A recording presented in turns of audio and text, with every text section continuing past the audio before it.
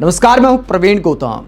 दोस्तों, कुछ महीने के ब्रेक के बाद एक बार फिर से पब्लिक मीटर पर राजनीतिक, सामाजिक, पब्लिक से जुड़े मुद्दों की शुरुआत कर रहे हैं।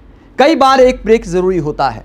6 साल तक बिना ब्रेक के काम किया, सड़क से लेकर स्टूडियो तक जनता के मुद्दे उठाए, तो कई बार आत्ममंथन के लिए, रिचार्ज के लिए एक ब्रेक जरूरी होता है। ये उसी तरह का ब्रेक लिया गया था। अब उसी अंदाज में एक बार फिर से आपके लिए खबरें लेकर आएंगे, आपकी आवाज़ बनने की कोशिश करेंगे। आज बात करते हैं ऑपरेशन सिंदूर पर जो घटिया राजनीति हो रही है संसद में, उसके बारे में। देश की राजनीति में ऑपरेशन सिंदूर को लेकर जो नौटंकी हो रही है, क्या देश के लिए वो जरूरी है? आज उसी सिलसिले में पीएम मोदी का इस अंदाज में स्वागत किया गया। राजनाथ सिंह माला पहनाते हैं, जेपी नड्डा और बाकी सांसद तालियां बजाते हैं। एनडीए के दलों ने कुछ इस अंदाज में पीएम मोदी का स्वागत किया ऑपरेशन सिंदूर को लेकर। दोस्तों, इस बात में कोई दो राय नहीं कि सेना को क्रेडिट जाता है ऑपरेशन सिंदूर पर जो हमने हासिल किया। पीएम मोदी को भी इस बात का क्रेडिट जाता है कि उन्होंने सेना को छूट दिया, आदेश दिया। लेकिन क्या इस अंदाज में स्वागत होना चाहिए? क्या देश की जनता के दर्द को नहीं समझना चाहिए राजनेताओं को, सत्ताधारियों को? पुराने जमाने में जब कोई राजा, महाराजा, सेनापति बड़ा युद्ध जीतकर आता था, तब इस अंदाज में स्वागत होता था।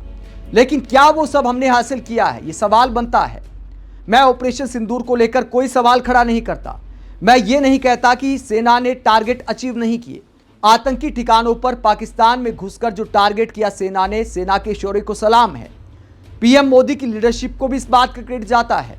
लेकिन इस युद्ध से हमने कितना हासिल किया और क्या हासिल कर सकते थे, ये सवाल बनते हैं।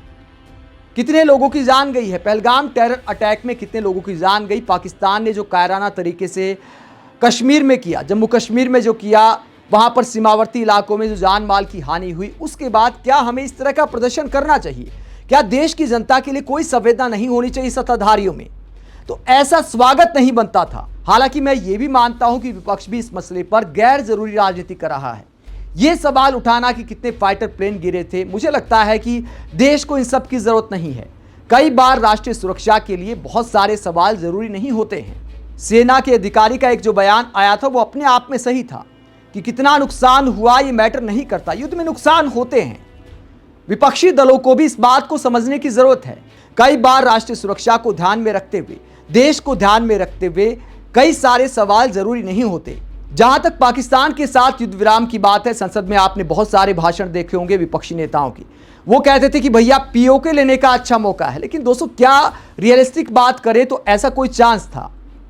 युद्ध कोई मजाक तो है नहीं, वीडियो गेम तो है नहीं। इस युद्ध ने हमें बहुत आत्ममंथन करने पर मजबूर किया है। पाकिस्तान और चीन एक साथ मिलकर एक तरह से लड़ रहे थे और हमारे साथ कौन था? हमारे साथ भ्रम था। हमारे साथ यह भ्रम था कि अमेरिका हमारे पीछे खड़ा है। लेकिन युद्ध विराम के बाद डोनाल्ड ट्रंप ने भारत के खिलाफ ही मोर्चा खोल दिया। माय फ्रेंड डोनाल्ड ट्रंप से लेकर बेवफा डोनाल्ड ट्रंप की नौबत आ गई है। विदेश मंत्रालय ने कल एक स्टेटमेंट जारी की है अमेरिका को लेकर। तो पाकिस्तान के खिलाफ इस युद्ध ने हमें भ्रम से बाहर निकाला है कि अमेरिका हमारे साथ खड़ा है। अमेरिका अब हमसे ज्यादा पाकिस्तान के साथ खड़ा दिखाई दे रहा है।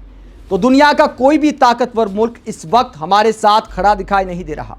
और ये कहीं ना कहीं मोदी सरकार की विदेश नीति की हार है, ये आप कह सकते हैं। लेकिन आप ये कहें कि युद्ध रोककर गलत किया, पीओके लेने का मौका था, ये घटिया सियासत के अलावा कुछ नहीं कहा जाएगा।